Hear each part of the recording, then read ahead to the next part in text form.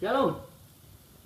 Saat ini saya mau share tentang janji Tuhan yang tertulis secara khusus di dalam surat Petrus yang kedua ayat 3 pasal 3 ayat 13. Demikian bunyinya.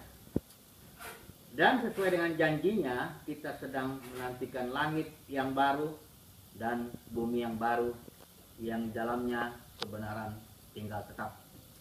Janji Tuhan ini jarang disinggung di dalam pembicaraan mengenai perjanjian. Tetapi saya rasa ini perjanjian yang janji Tuhan yang sangat penting. Langit dan bumi yang baru. Mari kita melihat dulu, menelusuri perjanjian-perjanjian yang Tuhan buat dengan manusia. Karena Tuhan kita adalah Tuhan perjanjian.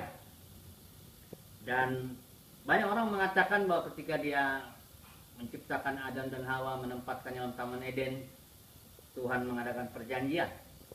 Tetapi istilah Ibrani berit yang merupakan yang diterjemahkan perjanjian itu baru muncul setelah Tuhan mengadakan perjanjian dengan Nuh.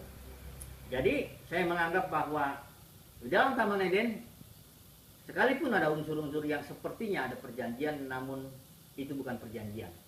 Tetapi itu adalah rencana Bapa yang semula. Awal daripada segala sesuatu, itu harus kita melihat dari kitab Kejadian di Taman Eden itu. Jadi, saya mau singgung dulu, bicara dulu sedikit bagaimana Tuhan mengadakan perjanjian. Memang banyak kata perjanjian dalam Alkitab, tetapi yang utama perjanjian itu adalah yang Tuhan buat dengan Nuh, yang pertama. Yang kedua dengan Abraham. Dan yang ketiga dengan Israel. Dan yang keempat dengan orang-orang percaya melalui perantara Yesus Kristus. Jadi yang pertama dulu kita bicara perjanjian Tuhan dengan Nuh. Di mana di sana Tuhan menampilkan dirinya sebagai dengan nama Elohim, artinya Tuhan seluruh bumi. Karena memang perjanjian Tuhan dengan Nuh itu adalah bahwa Tuhan berjanji tidak akan lagi membuat air bah untuk menghabiskan manusia, sehingga Dia menunjukkan bahwa Dia adalah Elohim yang berkuasa atas seluruh bumi, dan Dia tidak akan lagi adakan air bah itu untuk menghabiskan manusia. Dan Tuhan berjanji dengan Nuh dengan tanda perjanjiannya itu adalah pelangi.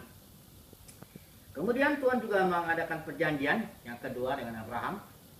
Ini satu perjanjian yang menyatakan bahwa Abraham secara intinya dalam Kejadian 12 itu Abraham akan diberkati dan menjadi berkat, dan bahwa melalui keturunan Abraham itu bahkan seluruh kaum di muka bumi akan diberkati. Dikatakan Abraham juga akan beranak cucu, bahwa keturunannya akan diberikan tanah perjanjian. Di sini Tuhan tampil dengan nama El Shaddai.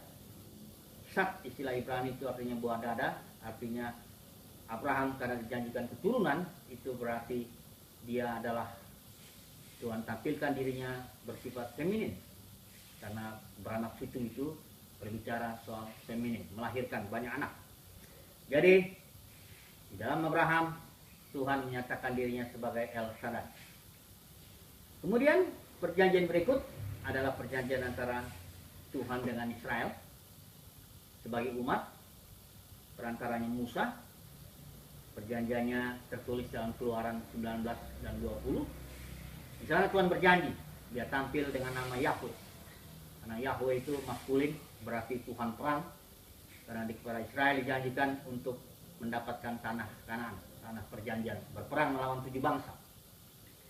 Jadi Tuhan tampil dengan nama Yahweh. Dia berjanji bahwa akulah Tuhan, Yahweh, Jehovah. Dan Israel itu adalah umatnya.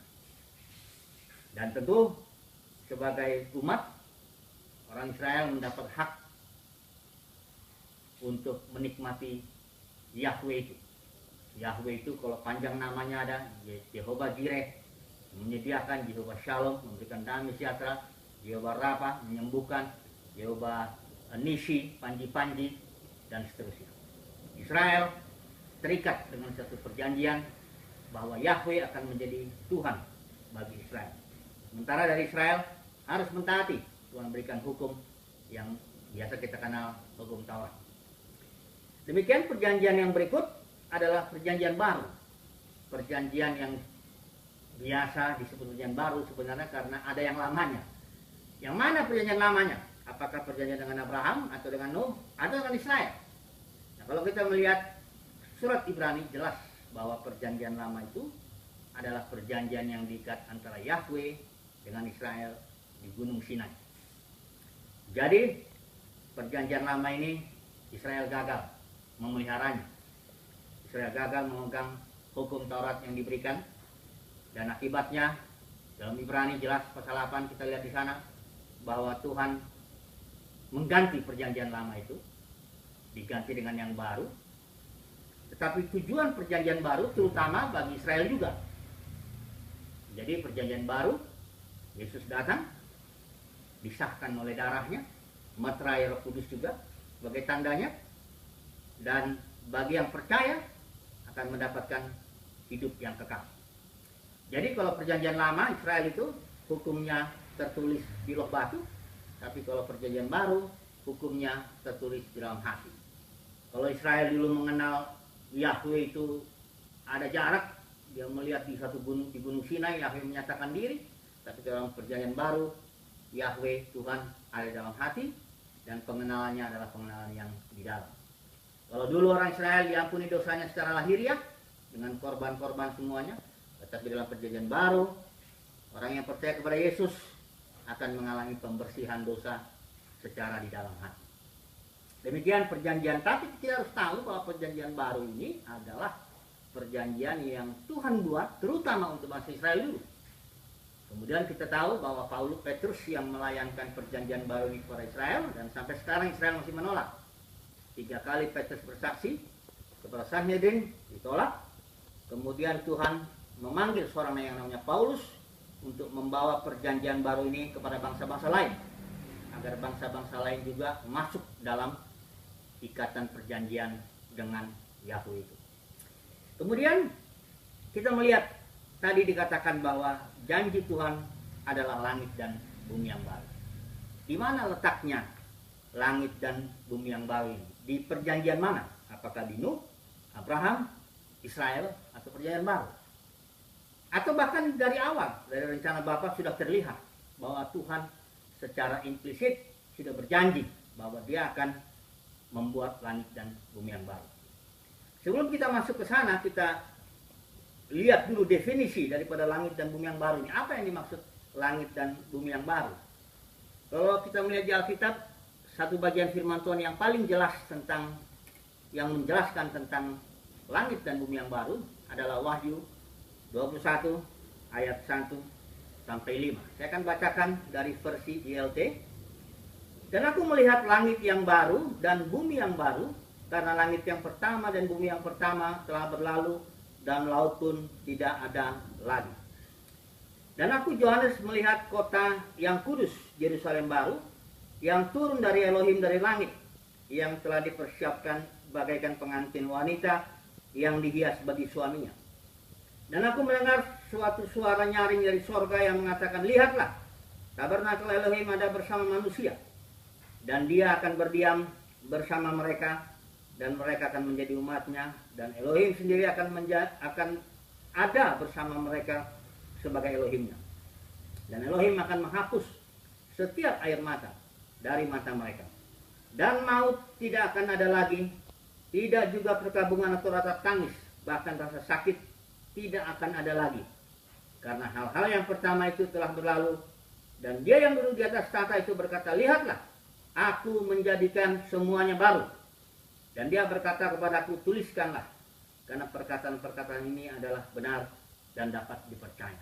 Dengan kata lain, langit dan bumi yang baru adalah suatu kondisi di mana tidak ada lagi maut sebagai upah dosa. Habis semua akibat daripada dosa, dan Tuhan katakan, aku menjadikan segala sesuatu, bukan sebagian, tapi segala sesuatu menjadi baru. Di situ ada kebenaran, semua manusia akan ada di situ sesuai dengan rencana Bapa. Sekarang kita kembali janji langit dan bumi yang baru sebenarnya sudah secara implisit terlihat ketika Bapa merencanakan untuk menjadikan manusia serupa dan segambar dengan Dia. Karena rencana Bapa tidak mungkin gagal. Jadi kita lihat bahwa langit dan bumi yang baru secara tersirat terletak dalam rencana Bapa yang tertulis dalam Kejadian 1:26 sampai 28 itu. Kemudian dalam perjanjian dengan Nuh juga terlihat bahwa Tuhan tidak akan lagi menghapuskan manusia di seluruh muka bumi. Tuhan akan biarkan manusia terus. Dari sini juga terlihat langit dan bumi yang baru Tuhan akan buat. Kemudian juga bahkan lebih jelas lagi dalam perjanjian Abraham. Karena Tuhan mau memberkati seluruh kaum melalui Tuhan Abraham. Sehingga makin terlihat jelas bahwa Tuhan mau menjanjikan langit dan bumi yang baru. Demikian juga dengan Israel. Bahwa Israel akan menjadi harta kesayangan Tuhan. Dia akan menjadi imam. Artinya kalau imam itu mengatengahi. Jadi bangsa-bangsa lain akan diberkati dengan Israel ini. Itu pun sudah terlihat bahwa langit dan bumi yang baru Tuhan janjikan. Terutama dalam nabi-nabi Israel juga jelas terlihat Tuhan janjikan langit dan bumi yang baru. Perjanjian baru juga demikian. Tuhan Yesus juga mengatakan, apabila aku ditinggikan, aku akan tarik semua manusia datang kepadaku. Jadi dia pun datang ke dunia ini, jelas dia mau menegakkan kerajaannya di muka bumi ini. Itu pun juga jelas menyatakan bahwa Yesus juga datang untuk langit dan bumi yang baru itu. Jadi kita melihat jelas bahwa janji mengenai langit dan bumi yang baru ini mulai semakin jelas terlihat melalui perjanjian-perjanjian utama ini dengan Nuh, dengan Abraham, dengan Israel, dan melalui Yesus ini. Dan kita yakin bahwa Tuhan tidak mungkin tidak menepati janji. Dia pasti akan bekerja terus sampai langit dan bumi yang pertama ini menjadi langit dan bumi yang baru. Kita lihat langit dan bumi yang pertama ini penuh air mata, penuh penderitaan, penuh konflik, bangsa dengan bangsa berkelahi, semuanya. Tetapi kita percaya bahwa Bapa bekerja sampai nanti akhirnya di sana langit dan bumi yang baru terdapat kebenaran. Kalau kita aplikasikan janji Tuhan ini kepada pribadi kita masing-masing, maka Tuhan berjanji kepada setiap orang bahwa orang itu akan dipulihkan, akan menjadi seperti langit dan bumi yang baru.